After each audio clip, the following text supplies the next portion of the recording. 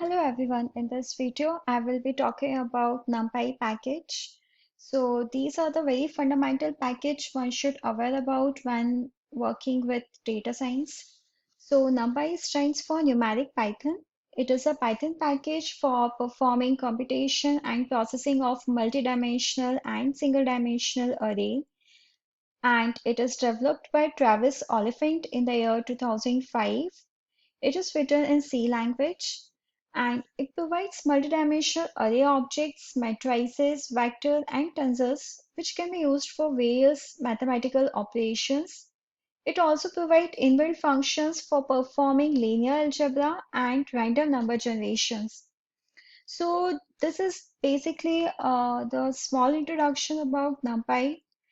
I will quickly move to the practical implementation. So the very first step to use Numpy package is importing it. So currently I am using Jupyter Notebook here. So here I have imported Numpy package. I've just written import Numpy as NP. So I have created an alias over here as NP. So everywhere I will be using NP instead of Numpy. Also, I can perform operations related to cos, square root, log, and exponential using np.cos, np.square root, etc. I can create NumPy array. So here I have created a list of elements like 1, 2, 3, and with the help of np.array function, I am creating a NumPy array. So I'm just executing it. So here you can see like it has created a NumPy array of one dimensional in which we have elements called 1, 2, 3. Also, I can create a list of list like matrices from the list of list. So here I have three lists 1, 2, 1, 4, 5, 9, 1, 8, 9. So I'm using np.array function again. Now after executing it here you can see I'm getting the matrices which has three lists in it. I'm using the transpose function over here so that you can simply transpose. So you can also transpose a matrix like we normally do while performing mathematical operations. And apart from this, there are other ways to create a NumPy array. So here I am using a range function over here. I have given the range from 0 to 15. So it will create a NumPy array from the range of 0 till 14. So first element is the including and the last one is excluding. So also I'm using here from the range 3 to 21, I'm keeping a gap of 6. This is the step size I'm using. So here creating a NumPy array which has three elements at the interval of 6, that is 3, 9, and 15. Also, the next function is the linspace and reshape. So you can create a sequence of evenly spaced number with the help of function linspace. So here I am using the range from 0 to 5 and it is divided into 10 equal parts over here. So as you can see, I have 10 elements over here and the range is from 0 to 5. The next one is reshape. So you can reshape the array in the so here I'm using 5 cross 2. So that is 5 rows and 2 columns. So it has converted the array into the form of matrix over here. So I have reshaped this in the form of matrix. Also make sure the last step size, that is 10 and 5 too, it should be equal. So if we are using something like 5 comma 3, so it will not work because the dimension would be different then. Also, you can create a matrix of zeros, ones, and identities. So using the np.zeros. So here I am creating a matrix of 5 cross 3 dimensions, which has 5 rows and 3 columns. Now I'm creating a matrix of ones. It will contain all the one element. Also, you can create an identity matrix, which has all the diagonal element as 1. The next operation which we can perform is using arrange. So I'm using the arrange function over here, and it will create the range of array within this limit 1 to 6, and it will be equally distributed. So I'm using arrange function here again. So you can perform various operations like this. Also, you can perform matrix multiplication. So for performing matrix multiplication, I'm using here np.matmul function. So using matmul function, you can perform multiplication of two NP array. So here I'm using a mat and vac. These are the two matrix. I'm multiplying it, and then I'm getting the result in the product. So here you can see after multiplication, I'm getting the result as 8, 41, and 44. Also, you can check for the unique values. So if you have in your array some repeated values, so you can use it. You can use unique function over here to find out what all unique elements you have in your array. So here you can see it has taken purple only once, so it will just display the number of unique values in an array. The next one is rand. Rand stands for the random variable, so you can create random elements over here, which will create the matrix within the range of 0 to 1. So here I am creating a 5 cross 5 matrix, which will contain all these elements.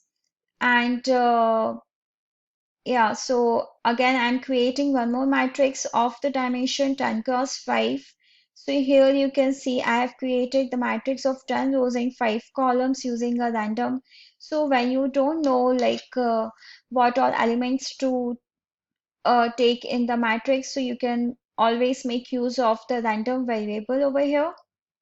Then we have NumPy mean standard. So we can perform some statistical operations as well on arrays.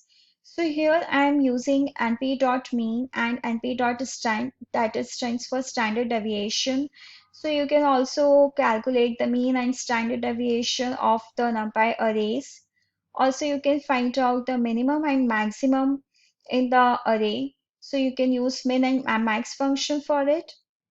Now I'm trying to access the NumPy vector. So here I have first created the NumPy array of a number of elements 19. Now I'm accessing the sixth element of it. So if you see, I'll start from 0, 1, 2, 3, 4, 5, 6.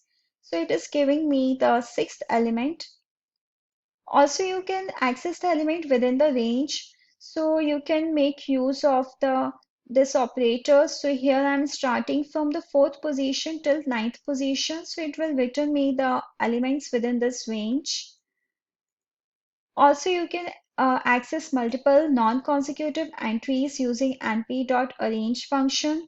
So here I'm also using the step size. So if you want to skip few elements like 2 or 3, if you want to use a step size of 3 or 4, so you can do this. Then I'm accessing a NumPy matrix. So it's very simple over here. So I have a matrix of this dimension. And here I want to access the element of first row, second column. So you can see like this is the first row, and I'm trying to access the second column, that is this one. So I have simply mentioned the 1 and 2. 1 stands for the row and 2 stands for the column. And again, you can use this operator for the select if you want to select the range of values from 0 to 2 and 1 to 3. I'm using modifying array operations now. So you can also modify the values in a matrix. So if you want to modify something within the range of 3 to 5 and you want to make it 4 everywhere, so you can see this is my original array. So at this place, I'm just modifying the some values. Also, you can modify particular values with the by explicitly giving the numbers which you want. So it's very simple.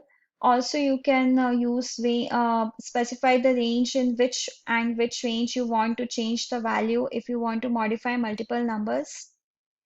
And this is super easy to do this. And the next is creating copy of a matrix. So you can use a copy function to create a copy of a matrix. So in case you want to modify or perform some operations, so you can always keep a copy of the original matrix using copy function. Then accessing entries using logical conditions. So you can access the entries using some logical conditions, like where you don't want to access the complete matrix, but you want to access the matrix where we have values greater than 0. For example, here, so it will return all the values in the Boolean format like true and false over here. And then you are just uh, using that information over here. So wherever it is true, it will give you value, and wherever it is false, it will give it accordingly. Then you can also perform saving operation on the disk. So you can create a file over here. So whatever the values we have in this vector, you can save it in a file. So I'm giving some name to my file over here, and I'm using np.save. And also you can save it in the form of zip, like if you want to save multiple files at once. So like if you want to save multiple matrix, so here I'm saving one vector, here I'm saving another matrix, so you can save it together using the zip function. I'm then loading from the disk. So I have these files over here.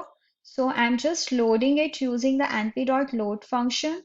And this is super easy. You can reuse this after performing certain operations. So you can always have a chance to reuse whatever you have already created. And here I am just loading the zip file which I have created. And you can also save or load in the form of text files. So here I am just saving it in the form of text file, and I am using the delimiter comma. So in the text file, you can use any delimiter of your choice. So you can also use semicolon, etc. So these are some of the basic operations which you can perform using Numpy package in Python. So yeah, that's all about this video.